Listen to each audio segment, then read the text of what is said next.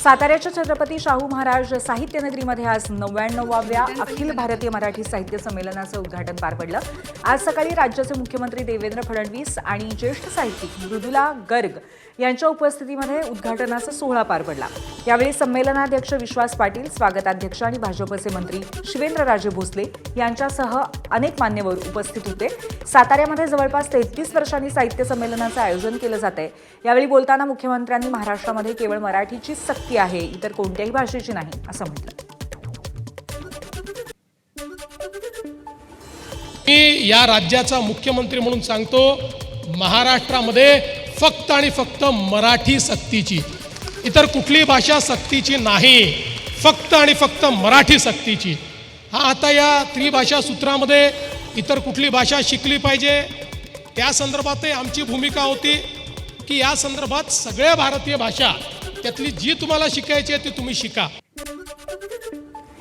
साताऱ्यातल्या अखिल भारतीय मराठी साहित्य संमेलनाच्या कार्यक्रमाला मुख्यमंत्री देवेंद्र फडणवीसांचं अनोख्या पद्धतीने स्वागत करण्यात आलं। साताऱ्याचे कंदी पेढे प्रसिद्ध आहेत। याच कंदी पेढ्यांचा हार घालून संमेलनाचे स्वागताध्यक्ष शिवेंद्रराजे भोसलेंनी मुख्यमंत्र्यांचं स्वागत केलं।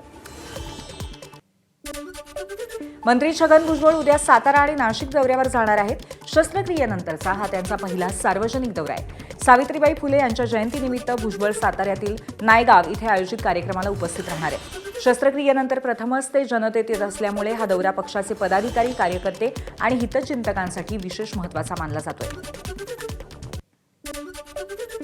भाजप नेते आणि खासदार नारायण राणे यांनी आज राज्याचे मंत्री छगन भुजबळ यांची भेट घेतली। काही दिवसांपूर्वी भुजबळ यांच्यावरती हृदयाची शस्त्रक्रिया पार पडली होती। नारायण राणे यांनी भुजबळ यांच्या प्रकृतीची विचारपूस केली, तसंच दोघांमध्ये राजकीय संवाद झाल्याची माहिती आहे। नक्षलवादामुळे बाधित झालेल्या कुटुंबांच्या पुनर्वसनासाठी गडचिरोली जिल्हा प्रशासनाने नववर्षाच्या सुरुवातीलाच महत्त्वपूर्ण पाऊल उचललंय। जिल्हाधिकारी अविश्रांत पंडा यांच्या पुढाकारातनं नक्षल पीडित कुटुंबातील 29 तरुणांना शासन सेवेमध्ये सामावून घेत जिल्हाधिकारी कार्यालयाअंतर्गत शिपाईपदी नियुक्त करण्यात आले। नक्षलवादी हिंसाचारामध्ये गोपनीय माहितीदारांचा मृत्यू झालेल्या कुटुंबांना दिलासा देण्यासाठी शासन निर्णयांच्या अंतर्गत ही नियुक्ती करण्यात आली आहे। छत्रपती संभाजीनगर इथल्या क्रांती चौकामध्ये एमपीएससीच्या विद्यार्थ्यांनी जोरदार आंदोलन केलं। पीएसआय पदासाठी वयोमर्यादा वाढवावी, तसंच 1 वर्षाची अतिरिक्त मुदत द्यावी या प्रमुख मागण्यांसाठी मोठ्या संख्येने विद्यार्थी एकवटले होते। जोरदार घोषणाबाजी करत विद्यार्थ्यांनी शासनाचं लक्ष या मागण्यांकडे वेधून घेतलं। मुंबईलगतच्या नायगाव परिसरातील चिंचोटी भागामध्ये एका सलूनमध्ये देशविरोधी आशय असलेले काश्मीर बनेगा पाकिस्तान हे गाणं वाजल्याची घटना समोर आली आणि या घटनेमुळे परिसरामध्ये तणावाचं वातावरण निर्माण झालंय। नायगाव पोलिसांनी तात्काळ कारवाई करत एकाला अटक केली आहे। तपास सुरू आहे। मुंबईत राहून काश्मीर बनेगा पाकिस्तान असे नारे चालणार नाहीत, नितेश राणेंनी एक्सपोस्ट करत इशारा दिलाय। तर असे नारे देणाऱ्यांची मस्ती देवाभाऊचे बुलडोझर उतरवतील असंही नितेश राणेंनी एक्सपोस्टच्या माध्यमातून म्हटलंय। पश्चिम रेल्वेच्या मेल एक्सप्रेस, मेमू आणि डेमू गाड्यांचं नवीन वेळापत्रक लागू झालंय। मुंबईहून ये जा करणाऱ्या 45 लांब पल्ल्याच्या गाड्या आता 2 ते 11 मिनिटांनी लवकर पोहोचणार आहेत, तर काही गाड्यांचा वेग वाढवल्यामुळे गाड्या वेळेवरती धावतील, पश्चिम रेल्वेची माहिती आहे। रेल्वे प्रशासनाने यूटीएस मोबाईल ॲपवर उपनगरी गाड्यांची मासिक पास काढण्याची सुविधा कायमस्वरूपी बंद केली आहे। यापुढे नवीन मासिक पाससाठी प्रवाशांना रेल वन ॲपचा वापर करावा लागेल। यूटीएसद्वारे आधी काढलेला पास त्यांच्या मुदतीपर्यंत वैध राहील। डिजिटल पेमेंटला प्रोत्साहन देण्यासाठी रेल वन ॲपवरनं अनारक्षित तिकीट खरेदी केल्यास 3% सवलत जाहीर केली जाईल।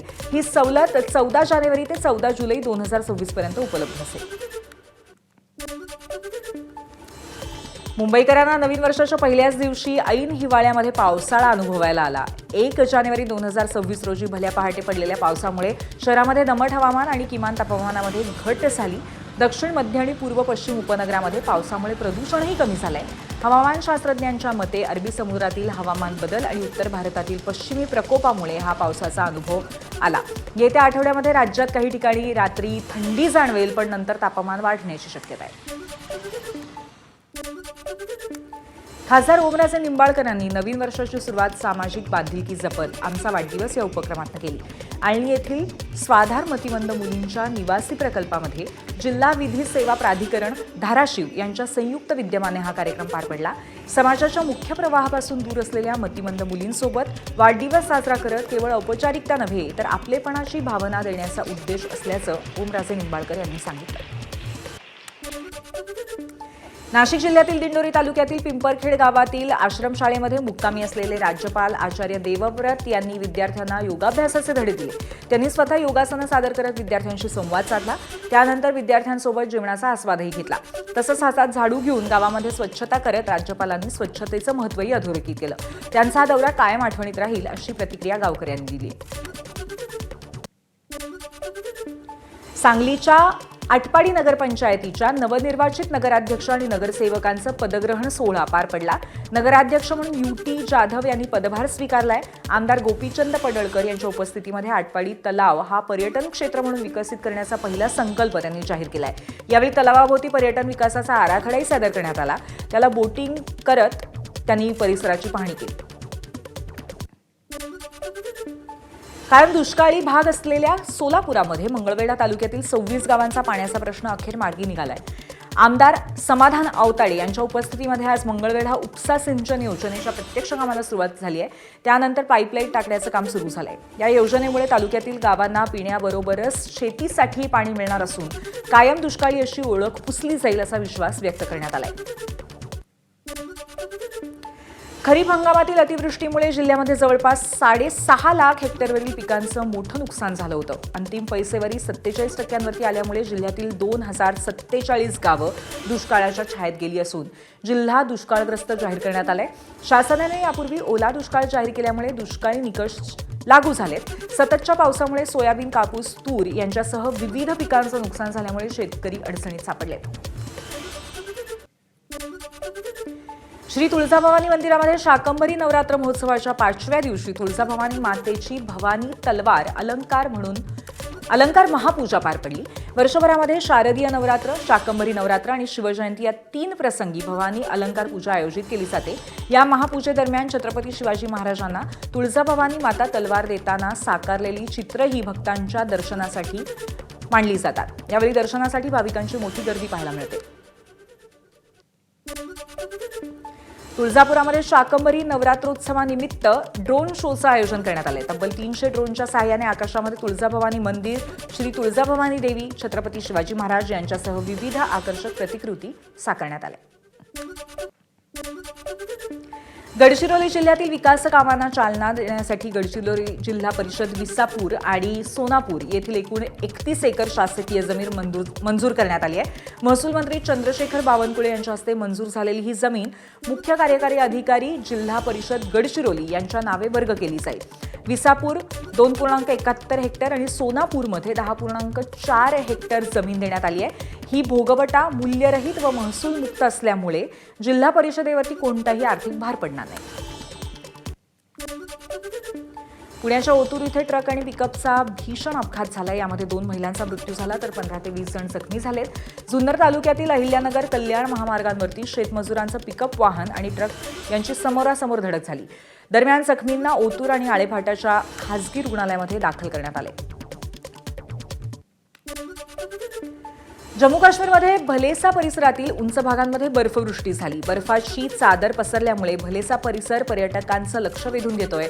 पांढऱ्या शुभ्र बर्फाने आच्छादलेले डोंगर आणि चमकणारा सूर्यप्रकाश यामुळे संपूर्ण परिसराचं सौंदर्य अधिकच खुलून आले. आयपीएल फ्रँचायझी कोलकाता नाईट रायडर्सचा सहमालक शाहरुख खानला सध्या ट्रोलिंगचा प्रचंड सामना करावा लागतोय. यंदाच्या आयपीएल लिलावामध्ये शाहरुखच्या केकेआरनं बांगलादेशच्या मुस्तफिजुर रहमानवरती 9 कोटींची बोली लावत संघामध्ये घेतलं. मात्र सध्या बांगलादेशामध्ये हिंदू आणि अल्पसंख्याकांवरती होत असलेल्या अत्याचारांच्या पार्श्वभूमीवर बांगलादेशी खेळाडूला आयपीएलमध्ये खेळवणं ही बाब अनेकांना रुचलेली नाहीये. त्यामुळे शाहरुख सध्या ट्रोलर्सच्या निशाण्यावरती आलाय.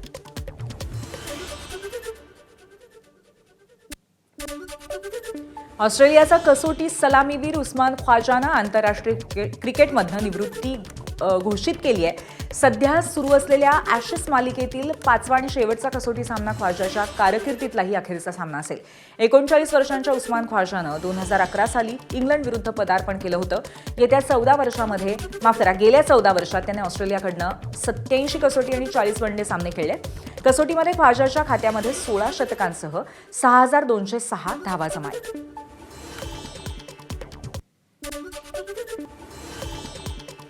जम्मू काश्मीरच्या पूंछमधील पीर पंजाल पर्वतरांगांमध्ये जोरदार बर्फवृष्टी झाली. अनेक रस्ते बर्फाने झाकले गेले आहेत, तसंच जनजीवन काहीसं विस्कळीत झालंय.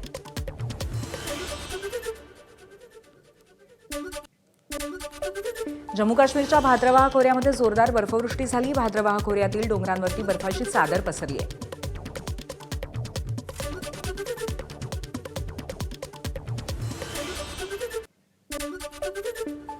जम्मू काश्मीरच्या एका स्थानिक क्रिकेट लीगमध्ये एका फलंदाजाने हेल्मेटवरती लावलेल्या झेंड्यावरनं मोठा वाद निर्माण झालाय.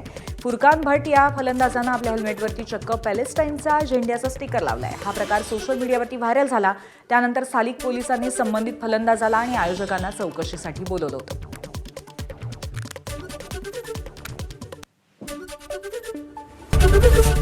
एबीपी माझा, उघडा डोळे बघा नीट.